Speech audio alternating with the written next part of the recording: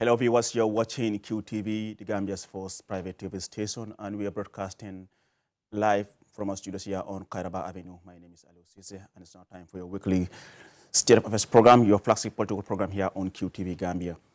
Well, tonight we are joined by one of the most influential figures in Gambian politics, Honorable Seedy Njie, who is the Deputy Speaker of the National Assembly and also Deputy Spokesperson of the National People's Party. Well, he remains one of the most vocal defenders of President Adama Barrow and the NPP ahead of the 2026 election. Honorable, thank you so much for joining us on the program. We are now only a few months away from the election. How will you describe the current political mood in the country? Yeah, thank you. Currently, of course, things are shaping up, and everybody, those that are in the political arena, are preparing for what would be one of the biggest showdown in Gambia's political history for the campaign leading to the election of December 5th, 2026 presidential election. But as things are at the moment, all said and done, the National People's Party are poised to receive what would be the best and the biggest victory ever in the electoral calendar of this country. Of course, everybody is preparing for the campaign and the elections. And as we speak now, at the National People's Party, we are all set and all ready to face would be our opponent in the December 5th, 2026 presidential elections. And as a party, and of course as a NPP-led government, we've been assessing a contract that we had with the Gambian people from December 2021 to date. Because we went in and we canvassed for votes and support from the Gambian people with our manifesto, with our programs, and with the hope that we will deliver to the Gambian people in key areas, not limited, of course, to them. We assured Gambians that we will transform this country in terms of infrastructure, in terms of economy, in terms of agriculture, in terms of energy, in terms of education, in terms of health, in terms of rule of law, in terms of democracy, in terms of good governance, women and youth empowerment, employment and employability, but certainly not limited to those. So we will get to your strategies. I mean, like you said, I mean, things are stepping up. Will you say this election, upcoming election, is stepping up differently from 2021? Depending on where you're coming from, usually it may not necessarily have a big difference, but in the sense that there are a lot of people in the arena. We have newcomers, and you have also heard the NPP has been institutionalized now, and so the preparations and as we draw closer to the election, it may not be very much different with what we had. But in fact, it may be different in the sense that the 2021 presidential elections, the noise were bigger than what we can see for now. Because you remember, of course, 2021 having the National People's Party was a new political party, and also having emerged after the divorce from or the breakaway of the 2016 coalitions. And there were a lot of rhetorics that the president may not win because it was as a result of his former party.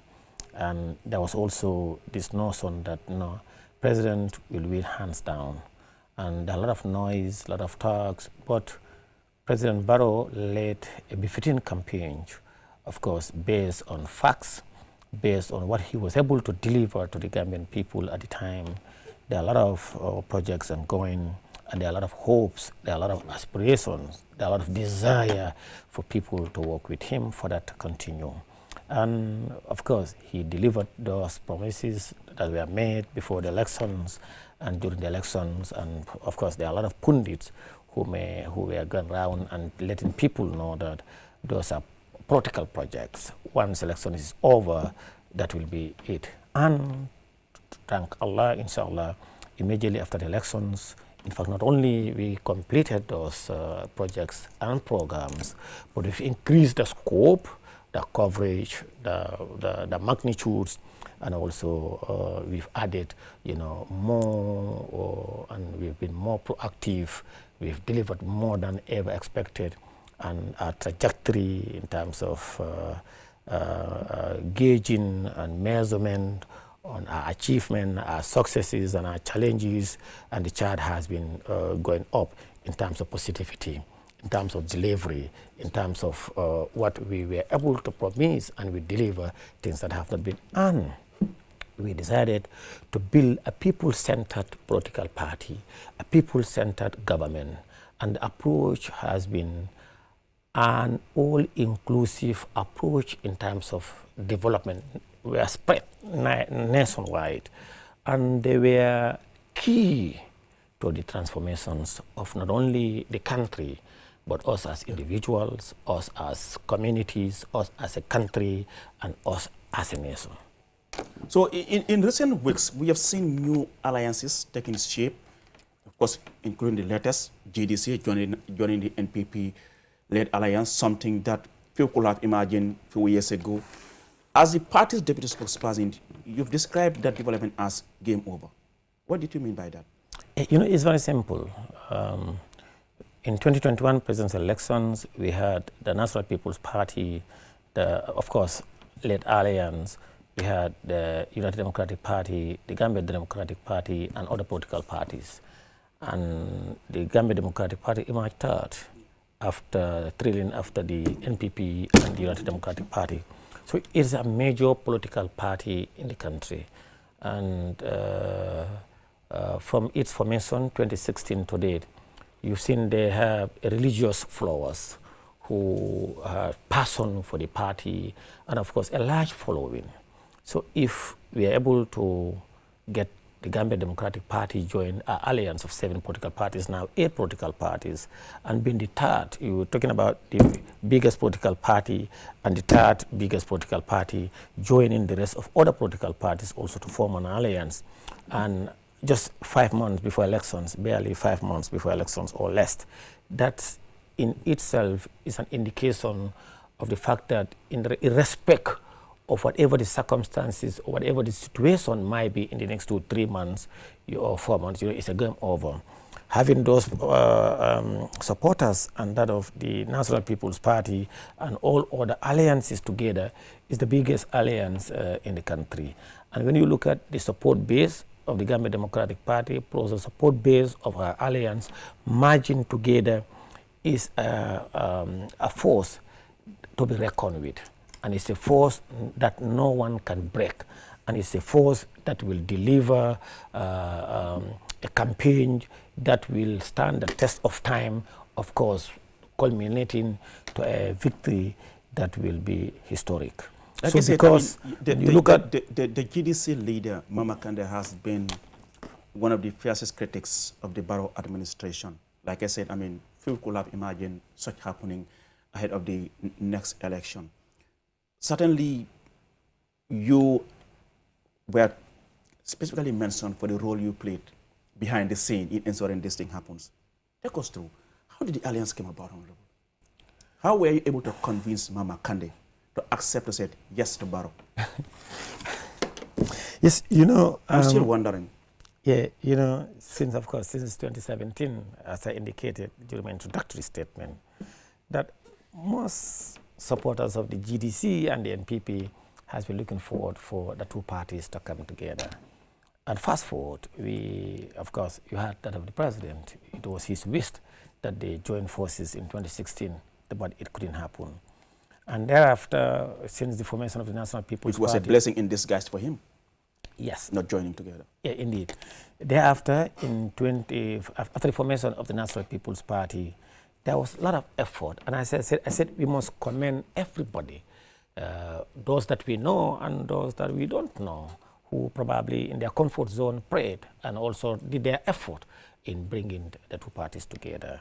And that could not be a lot of effort. People did a lot of effort. But in 2018, 25, around January, February, I think January, something like that, when Mr. Fafa Cissé, a co-opted executive member of the National People's Party, as I indicated, met an elderly person from the Gambia Democratic Party who thought it is imperative on him to engage Fafa so that with view of him engaging me to engage Mama so that the two political parties can come together.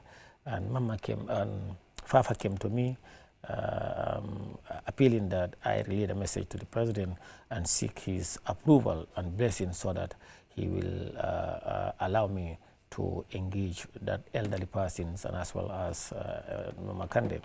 And without hesitations, I told Fafa that the president would certainly approve that, and it's approved by the president. Of course, he wanted me to inform His Excellency. I said no. You immediately approved the president? No, without telling the president. Okay. I immediately told Fafa, president approved, and he laughed. Okay. I said no. I said because president, he has a lot of wisdom.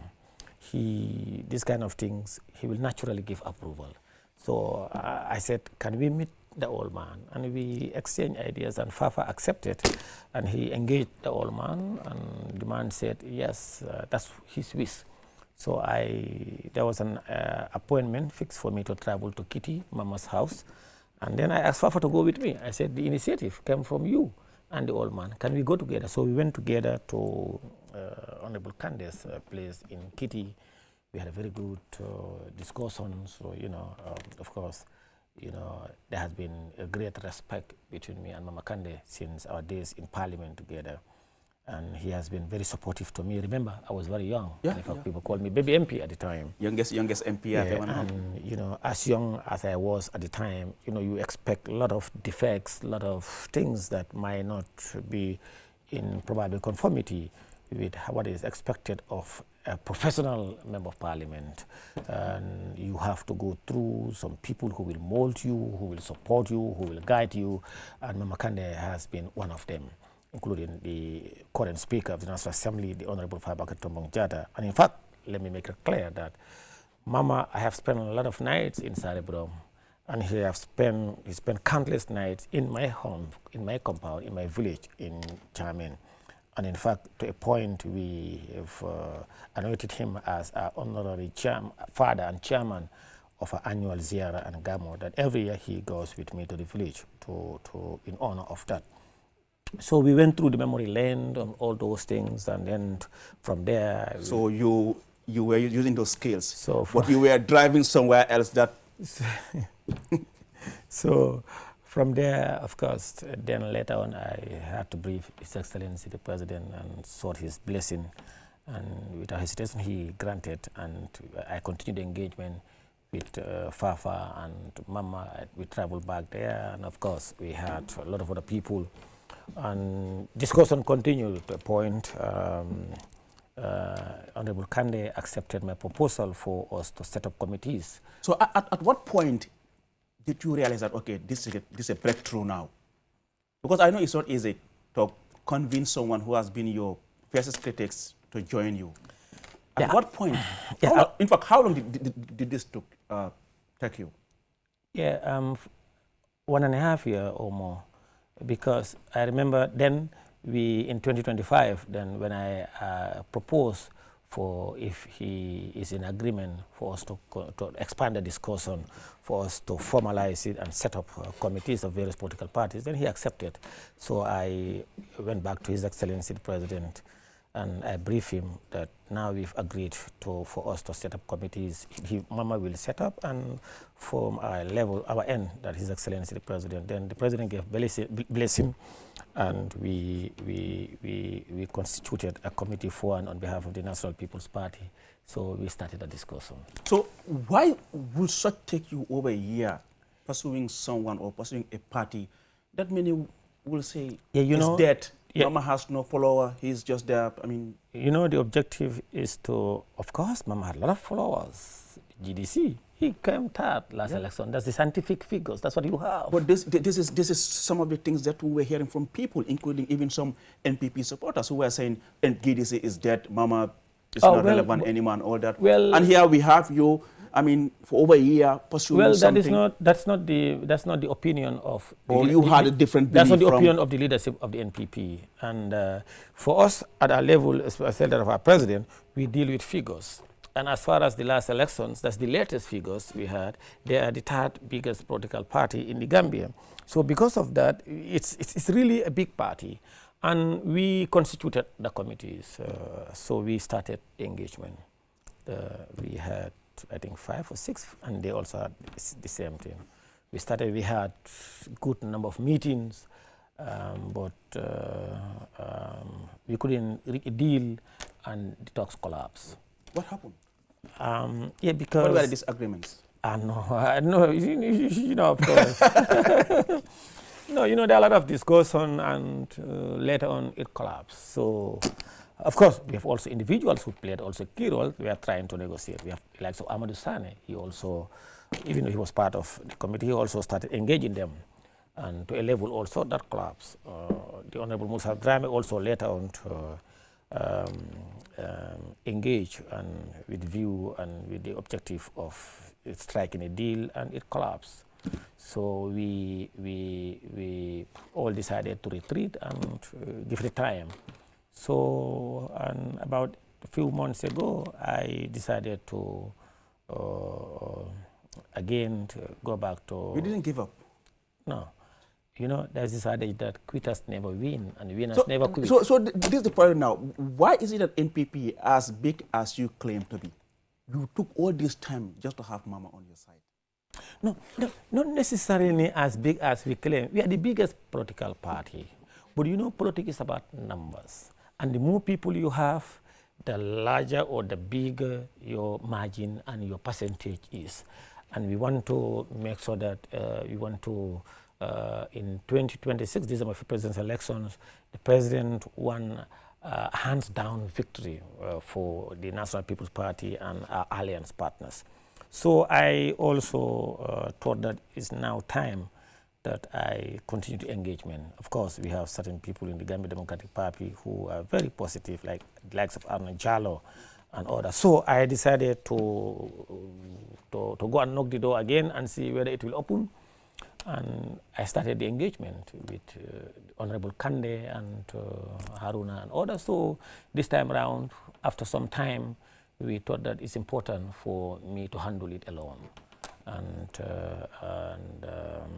And when I suggested... So you were a lone ranger in this now? Yes, when I suggested for us to have a committee again, but Mama indicated that he has trust and confidence in me, and I think it's better we just leave it at that so that we will look at it. And His Excellency the President, continue to give guidance and wisdom as we continue to engage them. Yes. So there are a lot of people also, and then the night that we agreed, and then, Mama also told me, of course, a lot of people has been looking forward to it, as I said.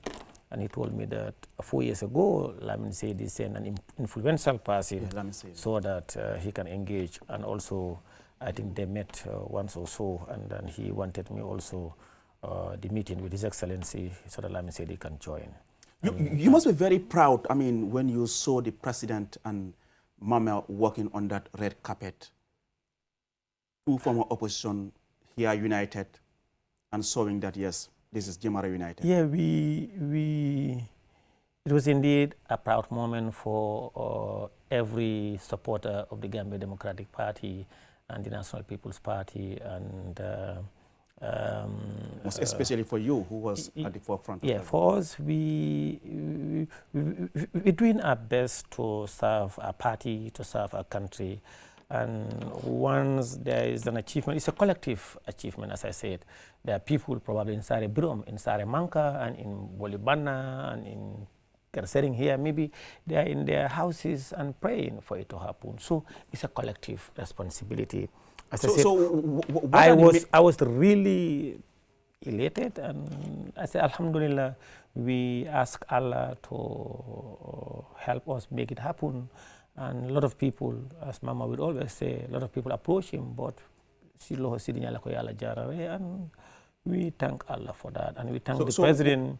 We thank all the support who supported us, and I also want to express my gratitude to the Attorney General Minister of Justice, Dr. Jallow, and also as well as the Vice President. You know, when we agreed and we met His Excellency the President, and behind the scene there are a lot of things that needed to be done, and Mama thought that as a party he must engage at the grassroots level, regional and constituency level, which he did, and following that we met again. He told us the job has been done. He consulted his people, and from the national to the grassroots, about 99.99% wanted them to go ahead with it. And that, for him, he had made it very clear there is no agreement or MOU between him and the president to sign or to write, no.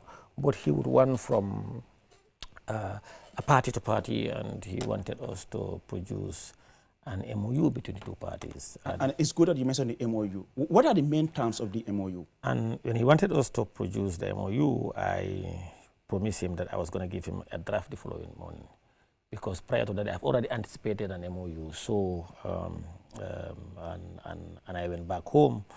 In fact, before the drafting of the MOU, I had indicated to the EG and to the Vice President that I think we may have an MOU. So what are the main terms of the MOU? Then yes, we understand. So what are the main terms of the MOU, Honorable? Yeah, I'll come there. Please, let me just... Okay, all right. So then I drafted an MOU and shared it with him. And then they also drafted theirs. So we you know, and then he linked me to 2 or 3 other people of his party who work with me, and we negotiated some of those provisions, and we came up with a final MOU. Now take us through the terms. Which was agreed. The terms of the MOU. You know, usually some of those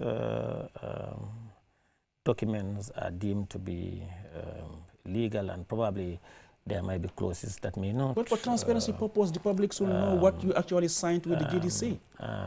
No, what we signed with the Gambia Democratic Party is for us to, of course, they have formally endorsed His Excellency the President and Secretary of the National People's Party as the candidate for the December 5th, 2026 presidential elections, and we will all work together as legally registered political parties with view of continuing to the development trajectory of the country. If there's one thing that really caught me off guard is how you were able to keep this MOU away from the public. Even some executives of GDC didn't know this was happening. How did that happen in a country where information is being leaked every day? How were you able to keep this MOU? You know, yeah, you know, we did started negotiation last year. There are a lot of people, and it collapsed. And now that I'm the one doing the negotiation, so it behoves on me to keep it tight. So what gives you confidence that this coalition will remain united even beyond the election day? Yeah, because, you know, it's one thing to form coalition, but it's another thing to maintain, you know, and sustain it. The leadership of the 2 political parties, they are committed to the interests of the Gambian people. And the 2 leadership are also committed. They are impeccable individuals who will always keep the bargain of their side. Secondly, the members of the Gambia Democratic Party and members of the National People's Party have long been looking forward to this marriage and to this agreement. And because of that, I foresee this going for long. And, you know, it's a long history. And they came a long way between the leaders of the Gambia Democratic Party and that of the National People's Party, sharing the same, more or less the same village almost, the same constituency, the same region, the same age, went to the same school. Parents were best of friends. And of course, the constituents are more or less the same. In terms of ideology, what do you share with GDC aside from, yes, I mean, President Barrow and Mama Kande come from Jimara. They have these family ties and all that. They went to primary school together. In terms of ideologies, what do you share with GDC that makes you believe yes? You know, the number one ideology of the National People's Party is to improve and enhance service delivery and the livelihood of the Gambian people. And the Gambia Democratic Party also is founded on those principles, on those bases. So our ideology of being social democrat, our ideology of being people-centered political parties, our ideology of being national interest first before party interest, as of course, as the chief of protocol, Alaji Usman Sise will always say. He said in French, there's a French proverb that will say, state or country before party. So we all believe in that it's a country first before the party. Our ideology of enhanced service delivery, of enhancing the life and livelihood of the people, being a social democrat, trying to, of course, continue the development trajectory of the country, build the human resource capacity of the country, strengthen democracy, good governance. So we all share the same ideologies, the same perception, and the same belief. The opposition is also talking about cooperation and unity. Just today, I mean, we saw the Unite Party and NUP also signing a MOU. Do you believe the December election will be decided by alliances, personalities, or performance in government? No, we believe that the December 2026 presidential elections will be decided by a Gambian on the basis of accepting and wanting continuity. What has been delivered, unexpected, and they would want that to continue. Gambian would want... Therefore, three key achievements that makes you think Gambians will give President Barrow another mandate. Ali, you and I, we came from a region, unfortunately. We've never benefited since the creation of the Gambia from electricity, for instance. You know, when the National People's Party came in and President Barrow promised by 2026, almost he will give universal access to electricity nationwide, national coverage. And some of us, especially who came from these settlements, we've never believed, we doubted. Even though we had believed in him from 2018 or 2019 to 2021, he started a mammoth developmental trajectory in the area of road infrastructure. We've started seeing, seeing is believing. But we said, some of them said, it's not possible. And today, when you go to a village, and when you go to my village, and every village in the country have electricity. Okay. So energy sector. Electricity when out. you talked about road infrastructure, because, President believed in infrastructure because he believed that with infrastructure, everything is possible, because the infrastructure is the foundation of human capital. If the foundation of human development, is the foundations of road infrastructure, is the foundation of economic empowerment, because when you build roads, for instance, you go to these rural areas, you go to the Kabadas, you go to the Salums, to the Nyanijas, the Badipus, the Kiang, the Fuladus, the Jimaras, the Sandus, the Woolies, you go to the Nyomis, the Badibus, you come to the Kiangs, you come to Combos, you see people. You go to the Combo North, Combo South, Combo East, Combo Central. You see people now, their economic well-being, because their properties, for instance, lands, the value of their lands have increased. That development? Of course. Electricity, roads? Electricity, road infrastructure, that's of course energy, road infrastructure, education, health. When you look at the health infrastructure, for instance, there's massive investment in our health sector. We've seen the multi-billion-dollar Farato and, of course, the Bruce B laboratory, as well as there are, of course, major health facilities constructed in most constituencies. With all these developments now, what is the NPP's biggest worry going into the election? I don't think we have biggest worry. Really? We are satisfied with the level of support and the level of appreciation from the Gambian people. We are satisfied with the fact that almost every nook and cranny, every individual, every Gambians, even those that are our arch critics, will appreciate the fact that we are able to steer the affairs of the country to a level that surprised them. How concerned is the NPP about the emergence of the Unite Party? Is the new kid on the block? At our level, it's a non-event. We're never concerned. We are happy. Are you sure, Honorable? Of course. We are happy that people are Unite is becoming very popular and participating in the political pluralism that the National People's Party continue to ensure, assert, and embolden.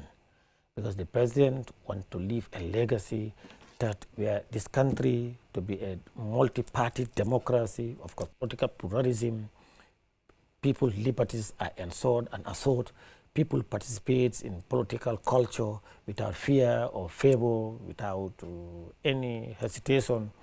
And the people participate in a democratization process, irrespective of where you're from in this country, and also people's willingness to come out. That is a credit. And I said, so are you in any way disagreeing with Ahmad Ba when he made that statement at the Sukuta rally that, hey, you should wake up and watch out because Talib and his Unite, they're getting popular. No, that was an NPP. Today they signed a MOU with NUP, and certainly probably... What is the NUP? National Unity Party, led by Councillor Njie Dabo. Oh, they signed MOU today. Oh, are you aware? That's NUP. No, I'm not aware. I cannot say, you know, political parties that exist in the Gambia. There could be the GDC of 2016. Jammeh lost because many believe, it was GDC that came and then, No, NUP never come from NPP. I mean GDC. I mean GDC in 2016. No, I mean, you said, what you said? I said Unite could be... Not could be like GDC in the next election. Even if they don't win the election, they could cost NPP so many votes. No, not at all. What is the name of the party again, you said? Unite.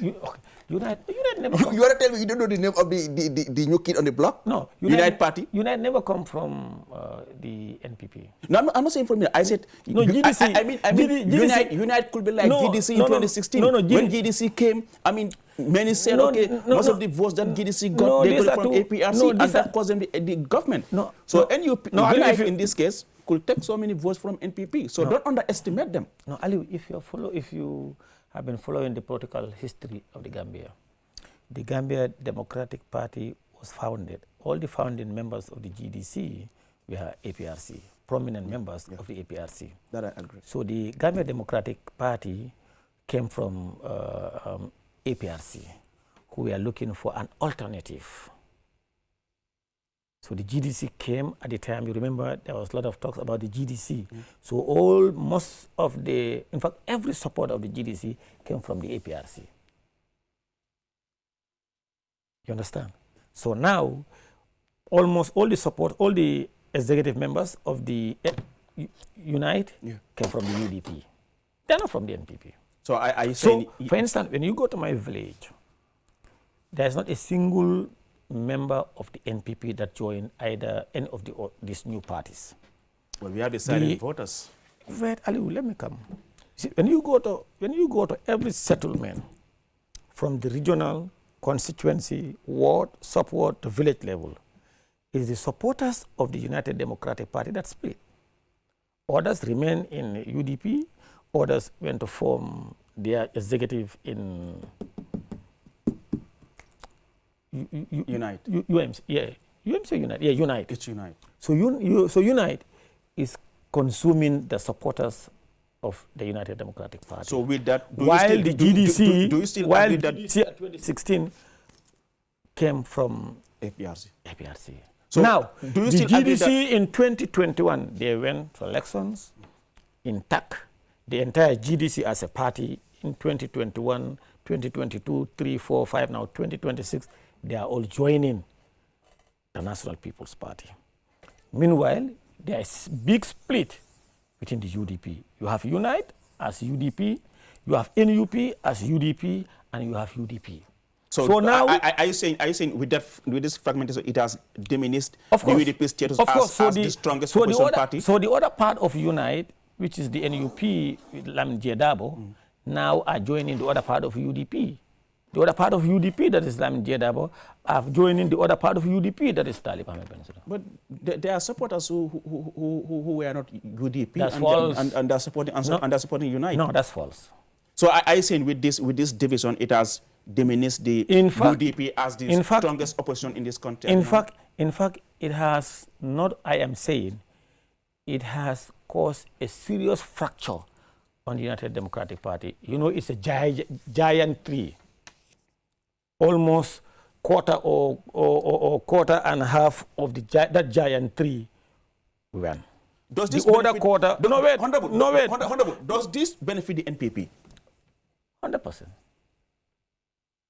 But our supporters will remain and increase. And in fact, over the last 5 years, the support base for the National People's Party across the region have increased. The simple fact that Gambians are seeing the National People's Party as a very, very serious party led by a serious president who is transforming this country. You know, Gambia now will vote based on the development trajectory of the country. Or they will vote based on peace and stability. They will vote based on improvement of the socio-economic well-being of the citizenry. They will vote based on the mammoth infrastructural development. They will vote based on the peaceful nature of the National People's Party and its leadership. So how worried will the NPP be if Unite or UDP succeeds in uniting the oppositions ahead of the election? No, we are never worried. Remember, Unite, NUP, and UDP, these are one people. They all form a bloc, a major bloc in 2021, and we defeated them woefully. And now they are fragmented into 3, in fact, maybe 4 or 5 political parties. In fact, they are more worried today than ever before. While they are worried, dividing and insulting each other, we are busy uniting our various partners in 2021 and bringing the 3rd biggest political party in the Gambian political space to join us. And of course, more are to come. We hope that everybody will come on board and join the National People's Party. With due respect to most of the alliances of the NPP, aside from the NPP, probably GDC, how significant are the other alliances that you have in the party in terms of their support base? I think some will say some of them are just being carried away. They are just being carried along. They are very significant. The APRC is bigger than Unite. The APRC is bigger than NUP. How do you know? Did you conduct any survey to establish this? Okay, thank you very much. Thank you very much. The APRC went to election 2022 parliamentary. They are represented in the council and represented in the National Assembly. Which of the APRCs? Not the Alliance or the... There is only one APRC. I'm talking about APRC. There's only one APRC. No, ask me, there are 2 APRCs. Oh, Alu, no. We have the Alliance. No, Alu, please. No, we won't agree. No. You can only tell me they are independent or the people. There is one party. The APRC as a political party, they are represented in parliament, they are represented in council. So the APRC is bigger than NUP, the APRC is bigger than Unite. The National Reconciliation Party, NRP, is bigger than the NUP, is bigger than Unite. So in fact, it's good that you even mentioned NRP. How committed is the NRP to the coalition? They are 100% committed to the coalition. They're part and parcel of the coalition. If there was one person missing at the MOU signing with the GDC was its party leader, Hamad Ba, what happens? No, you know, people can always be indisposed. Yeah, people were asking. And then that doesn't mean there's fractured or there is something. No, they are part of it. And even there, you know. And also remember, at the signing, we allowed GDC to come in with their people.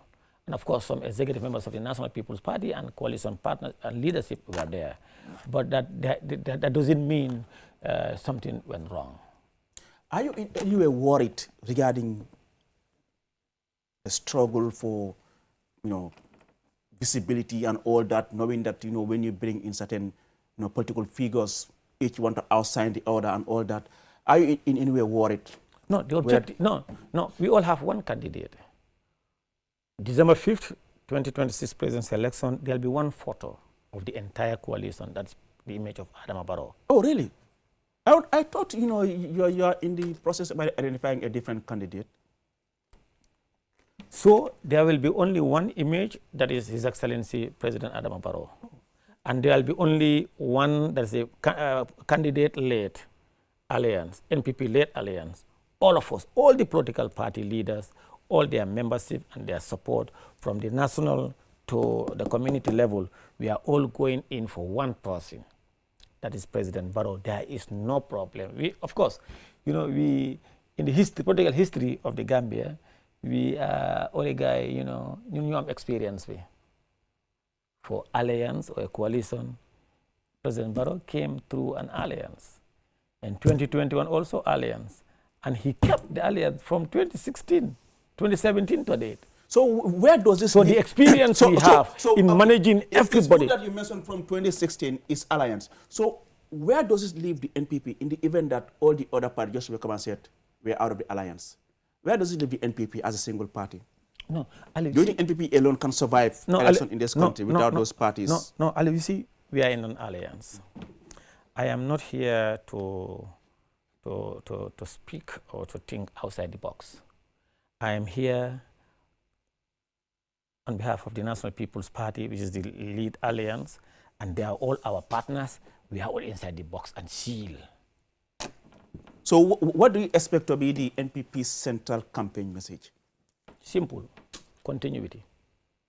Hope, development, transparency, accountability, good governance, rule of law, principles of due process, liberties. The list goes on. So what's your response to people? Yes, like you mentioned earlier on, I mean, we all acknowledge that under President Barrow, we have seen unprecedented development as far as roads is concerned, electricity, certainly. But you speak to some people, they're like, the only problem that they have with the Barrow administration is the issue of high cost of living. They said the issue of corruption and all that. I mean, that the government or the president is not doing much. And because of he's too lenient, people are just taking advantage and they think they can do whatever they want. Nothing will happen. What's your response to those people? No, you know, some of those comments... And the people are saying that could be, you know, key determinants for the next election. People are going to vote based on these things. No, some of those comments are just coming from a fraction of highly opinionated individuals who may not represent the facts. Because, you know, I always tell people, you said this country, this government is not doing much about corruption. But that's false. That's very unfair to President Barrow, to Gambians, and the National People's Party. Now, you claim that President Barrow and the NPP is corrupt. For the first time in the history of the Gambia, that a government is constructing roads, infrastructure. The entire Banjul is 100% local fund, not a loan, not grant. No, what they mean is about the quality. No, allow me. Yes, I mean... let me finish. No, because we're running out of time. So there are so many projects implemented by the government. The corruption that people are talking about is about sometimes the poor quality of some of these projects. Let me finish. That's what they're saying. No, there is no poor quality. That's not accurate. Look at for instance, the Battle Harden Highway. We saw the United Democratic Party leader, A.N.M. Usainu Dabo, saying that that road is not correct. He said. But that's his opinion. He said, so, you know, but that's his opinion. No, you see, those comments that you are getting from people, that's false, highly unopinionated, it's not accurate.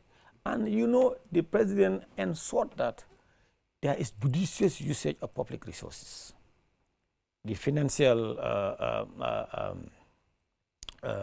all financial laws and regulations, the Public Finance Act, all the legal framework have been followed to the latter in managing the resources of the country.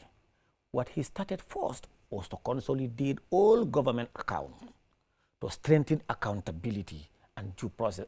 In fact, mind you, it's this government that created the Anti-Corruption Commission through an act of parliament, but and also appointed... As we speak? Wait, of course, it's a process. Okay. It's a process. And you know the development that is happening, the anti-commission institutions. So it's this government that established that. And mind you, what I was saying about Banjul, you go to each constituency almost in rural Gambia, most of this road infrastructure are financed by local funds. So if the country is, if government is very corrupt, how comes 30 years of PPP, 22 years of the APRC, not a single kilometer of roads have been constructed by those government using local fund 100%. And now here, you have hundreds of kilometers of roads, including the entire Banjul roads, drainage and sewage system, 100% local funds.